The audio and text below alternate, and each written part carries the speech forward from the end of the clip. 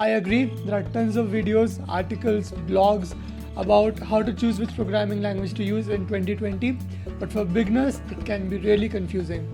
So in this video I'll show you which programming language will be best for you specifically, and believe me, it's not going to be like any other YouTube video or blog or article that you have read before or seen before.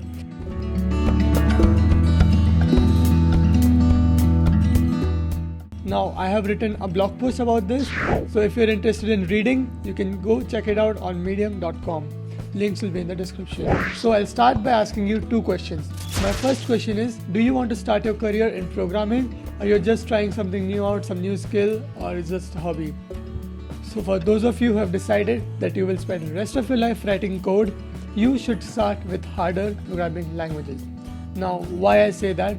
Because languages like C++ or C allows you to gain better understanding about how computer works from the hardware level, how memory management, buffer management, etc. all that works. Are you dumb or smart with computers? I mean, do you get fever while looking at code? Because if that's the case, if you just can't handle code, then you should start with Scratch. Now for those of you who want to do job, I would suggest you to start with higher level programming languages. Higher level doesn't mean hard, higher level means easy, such as Python, Swift, etc. Now these languages are comparatively easier than C or C++ because most of the memory management, buffer management, all those hard tasks are handled by the language itself. So you don't have to do much of the work on your own, you don't have to type so much, you don't have to write big lines of code for doing a simple task such as printing a statement. So therefore I would suggest you to start with easier languages. But for the hobbies who are just starting out, who don't know how to use computers, for you guys, you should start with Scratch. And once you gain fluency in Scratch and you understand what if statements are, what loops are, then you can move to a little bit complicated things like Python. It's more complicated than Scratch at least. You can look at this matrix to understand what I just told right now. If you fall under job, dumb, and hobby and smart, I'll call you ones. Now for those of you who are in job and smart, I'll call you zeros. Why like that? Because it will be easier for me to address you specifically. So now you know in which one of the box you fall in. Now I have created this flowchart to help you decide which language suits you best. Now the languages highlighted in green are the easier ones. They are for the ones, and the language highlighted in red, they are a bit harder ones, and they are for the zeros. I'll put the flowchart here so that you can reference it while I'm speaking. Now it is important to understand before choosing a language which career path you want to go in, because for app development, web development, game development, there are different languages which people use. And you can use any scripting language for any of the tasks, but it will be easier for you to use one specific language for that task, because people have created libraries, support, like there is a lot of contribution in the community. It will be just easier for you to follow the convention. Now let's look at the first career path, app development. Even in app development, you have three options: iOS, Android, or cross-platform app development. If you choose iOS, then you will be creating apps only for iPhone, iPad, Mac, or if you choose Android, you can basically make apps for Android for Play Store. If you choose cross-platform, then you can write apps for both at the same time. So what I mean by that is cross-platform languages allow you to have a same code base for both the Android and iOS. Now for the ones, I would suggest you to use Swift, because Swift is very easy to learn language for, and it's very beginner friendly. Xcode, the IDE on which people write Swift, is very straightforward. The UI is amazing and it's just very beginner friendly. It's very easy to navigate all the things you need. But there is a catch. To write iOS apps, to use Xcode, you need Mac. But if you don't have Mac, then you have to go ahead with Android development. Now there are ways you can put Mac on Windows, but my experience is that it just doesn't work well. It's just you have to buy a Mac.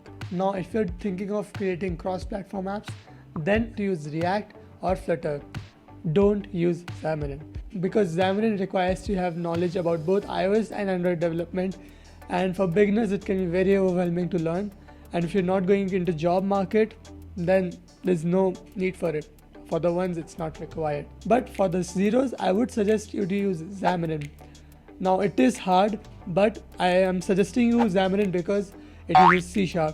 And C# you can utilize in so many places. You can use it for game development, app development, cross-platform app development, cross-platform game development. You can create code that would run on both Windows, Xbox, PS4, Mac. So it's very helpful to learn C# if you're thinking of doing a job in computer science.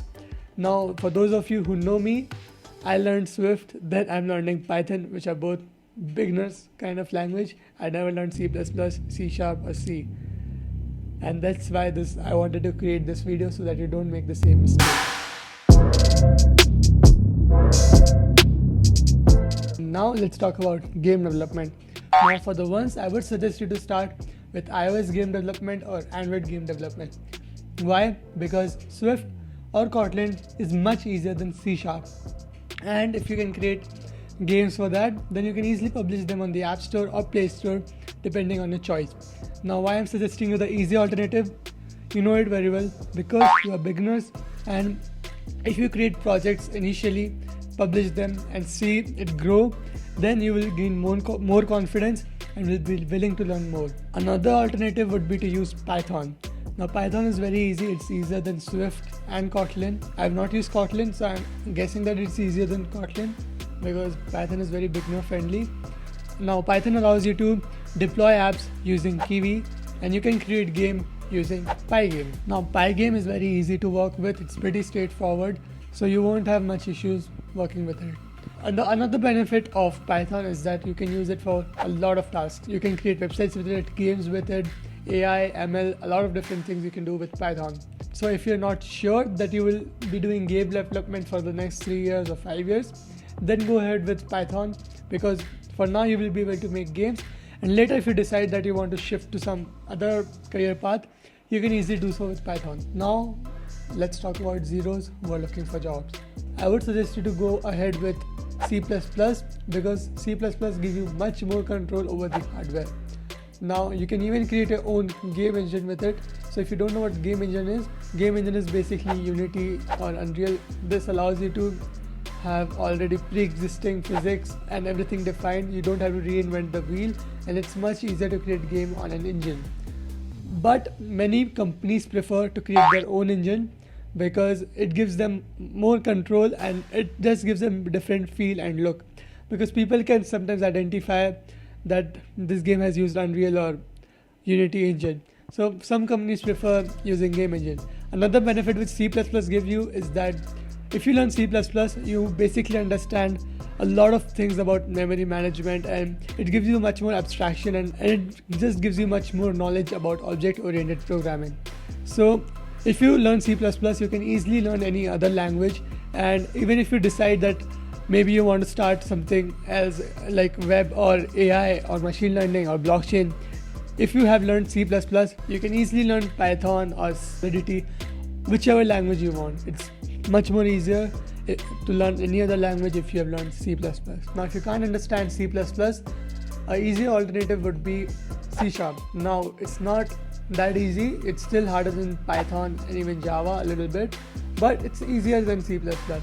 Now C# allows you to work with Unity and Unreal Engine, which are written in C++ by the way. You have to create games for Xbox, PS4, Windows, Mac, even create apps for iOS, Android, using Xamarin. So C# gives you a lot of opportunities, but much more with C++. You can even create operating systems, a lot of things with C++.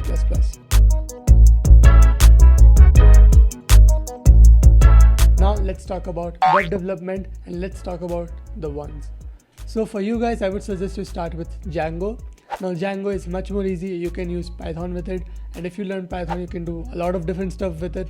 So even if you haven't decided that you want to stick with web development, go ahead with Django because you will learn Python, and with Python you can do much more other than that. Now another easier alternative, not easier than Django, easier to Ruby and all those things, is Flask. Now Flask also runs on Python, but a big difference between Flask and Django is that Django has Django is much easier and much scalable than Flask. So if you create a website with Flask, it will be much harder for you to maintain it and scale it as more people and more data comes to the website. But with Django, it gives you your own admin page where you can handle all the things happening in the website. It automatically creates SQL database. So even if you don't know SQL, it will give you an admin page where you can create new columns, new fields for the SQL database, and it will automatically handle all those crazy stuff. Now, for those of you who are not able to decide which path you want to choose, such as game development, iOS web development, or app development, I would suggest you to do this. It really does not matter what you choose, app development, game development, or web development. But if you're still confused, create a dartboard using paper and throw the dart randomly on the board. Whichever option comes, do that. Not this. Now, I've not talked about a lot of career paths such as AI, blockchain, system analysis, etc. I have intentionally not included them because I believe that you should have at least some knowledge before you start with those areas, because those areas require a lot of mathematical knowledge and programming knowledge if you want to go in large scale. So start with these three of the options. They are the very easy ones, at least in the beginning. Of course, you can create apps like Twitter, which will be very difficult, games like GTA 5, which will be very difficult, or websites like GitHub, which will be very difficult. But start with the easy projects, and then if you want to go with AI, machine learning, blockchain, system analysis, or whatever, you can then easily go ahead with that. And now I hope I haven't missed out anything important. If I have, then please comment it down below. I will include it in my blog for sure, or I will create a video related to this topic in 6 months or a 1 year time.